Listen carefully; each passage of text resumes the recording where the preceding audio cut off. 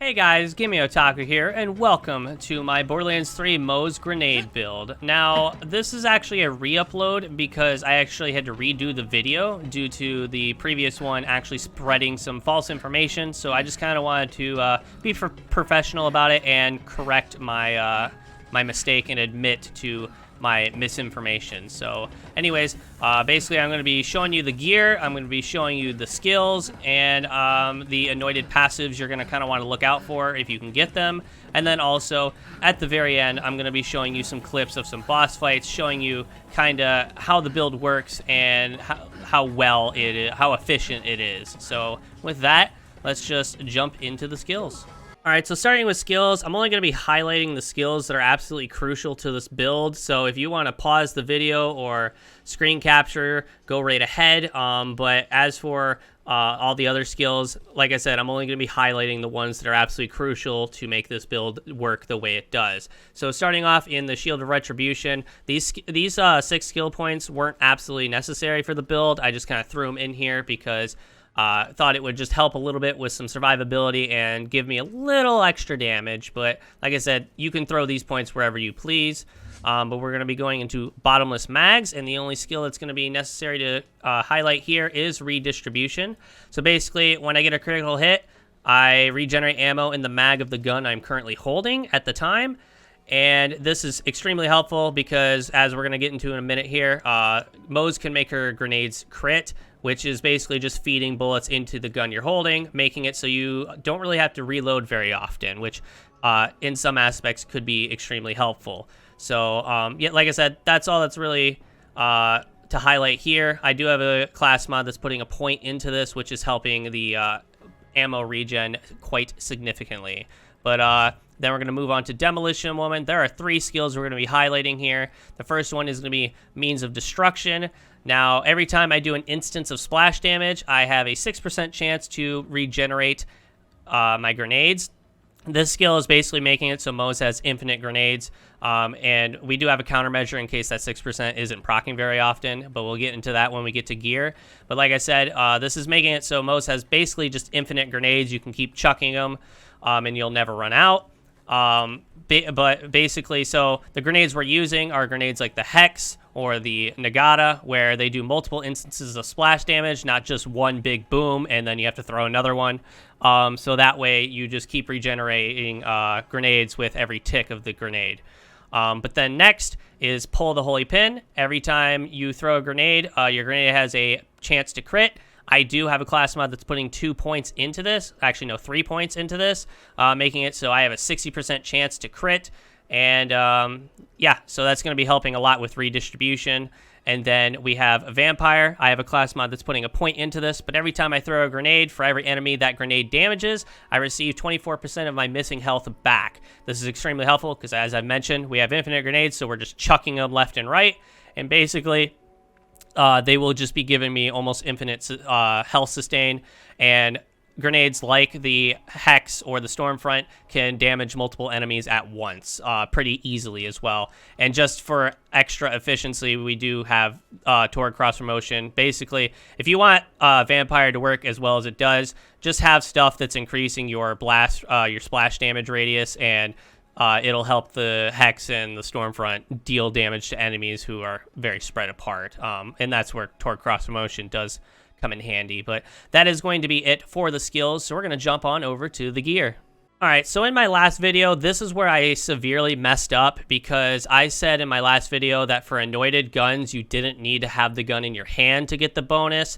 You just needed it equipped, and that was actually severely incorrect. After some further testing, I found out that you do need to have the gun in your hand to get the anointed bonus. So I do apologize for anybody that I confused with that fact, but yes, you do need to have the gun in your hand. I just kind of wanted to fix that error. I don't want to be spreading false information. But we do have some anointed passives here you're going to want to look out for.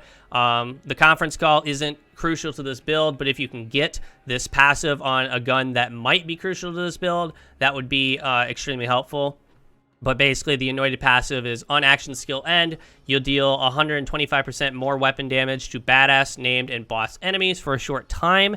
For this build, for it to work as effectively as it does, you would just kind of get in the Iron Bear and immediately get out.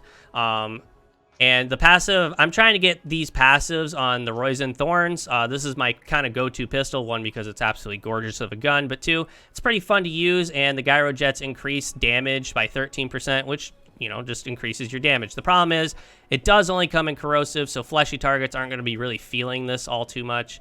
My countermeasure to that is that I do have this pocket rocket. This is kind of my go-to anointed passive. I'm trying to get this on a very efficient gun. Unfortunately, I couldn't in a reasonable, timely manner because of just how difficult it is to farm for specific loot in this game. But basically, after exiting Iron Bear, I gain 120% increased splash damage for 18 seconds. That's extremely helpful, seeing as splash damage and grenade damage are basically the same thing.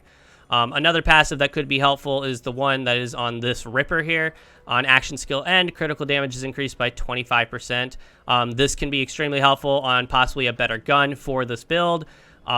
Basically because, as we mentioned, Moze can make her grenades crit, so that's increased crit damage. So like I said, the conference call, this pocket rocket, and the Ripper, they're not crucial to the build necessarily. It's more of their anointed passives. So if you can get these passives on guns that would be helpful to the build, which would be basically any gun that does splash damage, so like a Torg gun, that would be in your best interest. So basically my go-to guns are the Roizen Thorns, and then this pocket rocket, and the pocket rocket mainly because, one, it's a Torg gun, so it isn't doing necessarily bad work, but also it does have a really good gunner passive for the anointed, so it's extremely helpful.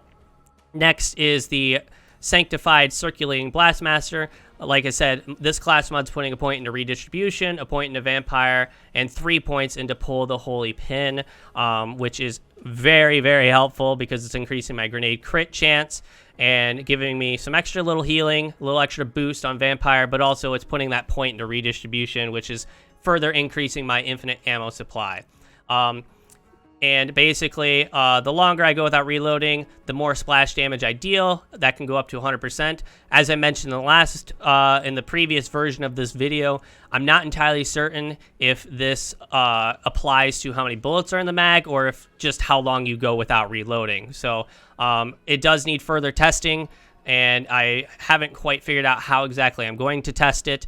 But definitely, if it does count towards redistribution, just constantly applying ammo to my gun, then it's definitely going to give me some extra splash damage. But also, this one in particular is increasing my splash damage radius, which, as we mentioned before, is extremely helpful for Vampire, just helping more enemies get hit at one time.